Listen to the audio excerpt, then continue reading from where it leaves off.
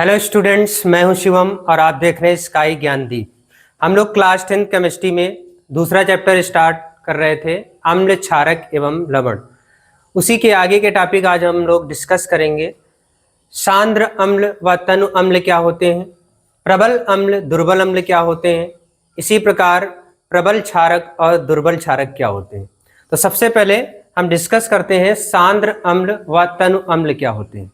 इसके लिए हम एक उदाहरण लेते हैं।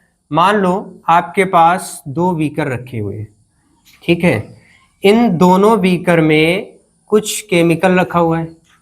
मान लेते हैं इसमें 100 ml केमिकल इसमें है और 100 ml केमिकल इसमें है। इसमें HCl मान लेते हैं कि HCl और वाटर इन दोनों का मिश्रण है दोनों में, ठीक है।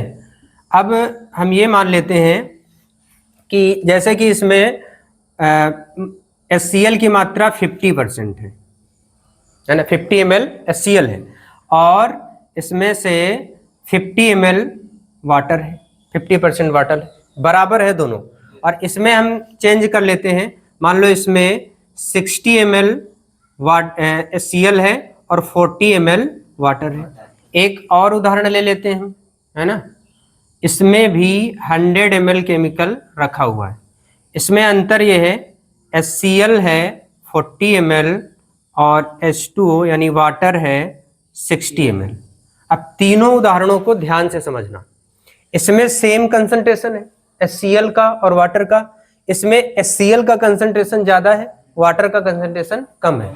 और इसमें HCl का कंसंट्रेशन कम है और वाटर का ज्यादा है। तो हम इन तीनों केमिकल में हम किसको सांद्र अम्ल बोलेंगे, किसको तनु अम्ल बोलेंगे। तो कॉन्सेप्ट यहीं से आता है कि जिस भी सॉल्यूशन में एसिड की मात्रा यानी अम्ल की मात्रा ज्यादा हो और पानी की मात्रा कम हो तो उससे कहते हैं सांद्र अम्ल। और जिसमें पानी की मात्रा ज्यादा हो और अम्ल की मात्रा कम हो उसको बोलते हैं तनु अम्ल। अब बताओ ये क्या होगा, सांद्र या तनु? बोलो सांद्र, क्योंकि HCl की मात्रा ज्यादा है तो ये सांद्र अम्ल होगा। अम्ल की मात्रा ज्यादा है, पानी की मात्रा कम है। और ये क्या होगा, तनु अम्ल, है ना। क्यों? क्योंकि इसमें अम्ल की मात्रा कम है और पानी की मात्रा ज्यादा है। तो क्लियर हुआ? ये तो न्यूट्रल है ना, बराबर बैलेंस है दोनों। तो अब सांद्र अम्ल तनु अम्ल क्या होते हैं, क्लियर हो गया होगा। अगर किसी भी विलयन में अम्ल की मात्रा ज्यादा, पानी की मात्रा कम तो सांद्र अम्ल, और अम्ल की मात्रा कम, पानी की मात्रा ज्यादा तो तनु अम्ल। क्लियर है? अब हम आगे बढ़ते हैं, प्रबल अम्ल और दुर्बल अम्ल क्या होते हैं। अम्ल के बारे में हमने पहले भी बताया था कि अम्ल क्या होते हैं, याद है क्या होते हैं? अम्ल वो होते हैं जो जल में घोलने पर H+ आयन देते हैं, और क्षारक क्या होते हैं, जो जल में घोलने पर OH- आयन देते हैं। तो ये बात हमें पता है। अम्ल क्या होंगे, जिनको जल में घोलने पर H+ आयन प्राप्त होता है ना। तो अम्ल की एक खास बात है ना, जैसे कि ये पानी है ना, वाटर है, और इसमें हम कोई भी अम्ल डालते हैं, मान लो HCl डाल रहे हैं इसमें, तो ये HCl कैसे ब्रेक होगा, H+ रिलीज होगा और Cl- रिलीज होगा। तो बहुत सारे प्रकृति में या हमारे केमिस्ट्री में बहुत सारे अम्ल ऐसे होते हैं जिनको जब हम जल में घोलते हैं तो वो पूरी तरीके से आयनित हो जाते हैं और बहुत ज्यादा मात्रा में H+ आयन रिलीज करते हैं। तो उन्हें ही हम बोलते हैं प्रबल अम्ल।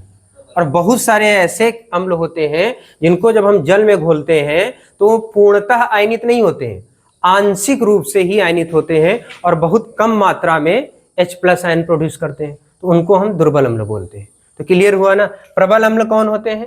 वैसे अम्ल जो जल में घुलने के बाद पूर्णतः आयनित हो जाते हैं और ज्यादा अमाउंट में H+ आयन प्रोड्यूस करते हैं, उन्हें हम प्रबल अम्ल कहते हैं। उदाहरण है HCl प्रबल अम्ल होता है ना। नाइट्रिक अम्ल HNO3 ये भी क्या होता है, प्रबल अम्ल। और सल्फ्यूरिक अम्ल ये भी क्या होता है, प्रबल अम्ल होता है। क्योंकि जब इनको हम जल में घोलते हैं तो ये पूर्णतः आयनित होकर H+ आयन रिलीज करते हैं। अब समझ लेते हैं दुर्बल अम्ल क्या होते हैं। दुर्बल अम्ल वो होते हैं जब हम किसी अम्ल को जल में घोलते हैं तो वो पूर्णतः आयनित नहीं होते हैं, आंशिक रूप से ही आयनित होते हैं और बहुत कम मात्रा में H+ आयन रिलीज करते हैं, है ना। जैसे कार्बोनिक अम्ल है और एसिटिक अम्ल है, ये दोनों दुर्बल अम्ल के अंतर्गत आते हैं। नेक्स्ट सेम यही कॉन्सेप्ट क्षारक में भी चलता है, प्रबल क्षारक और दुर्बल क्षारक, क्योंकि क्षारक के कॉन्सेप्ट में जल में OH- आयन रिलीज होते हैं। तो अगर कोई भी क्षारक जल में घुलने के बाद पूर्णतः आयनित हो जाए और ज्यादा अमाउंट में OH- आयन रिलीज करे तो प्रबल क्षारक, और कोई आंशिक रूप से ही आयनित होकर जल में और बहुत कम मात्रा में OH- आयन प्रोड्यूस करे तो वो दुर्बल क्षारक। उदाहरण है इनके से सोडियम हाइड्रोक्साइड, पोटेशियम हाइड्रोक्साइड, ये प्रबल क्षारक है, और कैल्शियम हाइड्रोक्साइड, मैग्नीशियम हाइड्रोक्साइड, ये दुर्बल क्षारक है। तो इनके एग्जाम्पल बहुत इंपॉर्टेंट है, क्योंकि ऑब्जेक्टिव क्वेश्चन बोर्ड एग्जाम में भी इससे बनते हैं। ऐसे पूछा जाएगा कि निम्न में से दुर्बल अम्ल है या निम्न में से प्रबल क्षारक है, ऐसे क्वेश्चन पूछे जाते हैं। तो हमारे ख्याल से ये सारे टॉपिक तुम लोगों को बहुत अच्छे से समझ में आए होंगे। अब एक लास्ट टॉपिक इसमें और डिस्कस कर लेते हैं, बहुत लोगों को कंफ्यूजन रहता है। क्षारक और क्षार में डिफरेंस क्या होता है, पता है आप लोगों को? क्षारक और क्षार, इन दोनों में डिफरेंस क्या होता है? क्षारक को बेस बोलते हैं और क्षार को एल्कली बोलते हैं अंग्रेजी में। क्लियर है?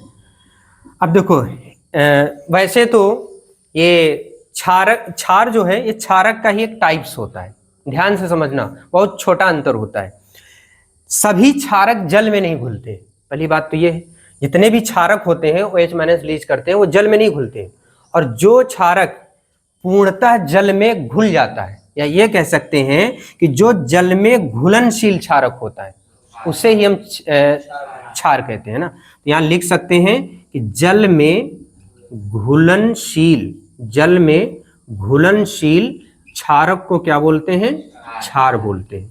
क्लियर है ना? जल में घुलनशील क्षारक को क्षार बोलते हैं। अब यहाँ पर एक हम पॉइंट बोल सकते हैं कि जितने भी क्षार होते हैं वो क्षारक होते हैं, लेकिन सभी क्षारक क्षार नहीं होते, है ना। सभी क्षार क्षारक होते हैं, परंतु सभी क्षारक क्षार नहीं होते। उदाहरण देख लेते हैं, जैसे कि सोडियम हाइड्रोक्साइड है ना, NaOH, पोटेशियम हाइड्रोक्साइड है ना, और मैग्नीशियम हाइड्रोक्साइड है। ये क्या है? ये क्षार है, क्योंकि ये आसानी से जल में घुल जाते हैं। इन्हें ही हम क्या बोलते हैं? क्षार बोलते हैं। तो आज के वीडियो में हम लोगों ने क्या डिस्कस किया कि सांद्र अम्ल, तनु अम्ल क्या होते हैं, है ना, प्रबल अम्ल, दुर्बल अम्ल क्या होते हैं, प्रबल क्षारक, दुर्बल क्षारक क्या होते हैं, और लास्ट में हमने डिस्कस किया क्षारक और क्षार में अंतर क्या होता है। अगर आपको ये वीडियो पसंद आए तो वीडियो को लाइक करिए और इसके प्रॉपर नोट्स बनाइए। और यहाँ पर आप स्काई ज्ञानदीप चैनल पर आपको कंप्लीट क्लास 10 की केमिस्ट्री आपको मिलेगी, बोर्ड एग्जाम की प्रिपरेशन भी पूरी मिलेगी। तो तब तक के लिए बने रहिए, हमारे चैनल को सब्सक्राइब करिए। मिलते हैं नेक्स्ट टॉपिक में नेक्स्ट वीडियो के साथ। धन्यवाद।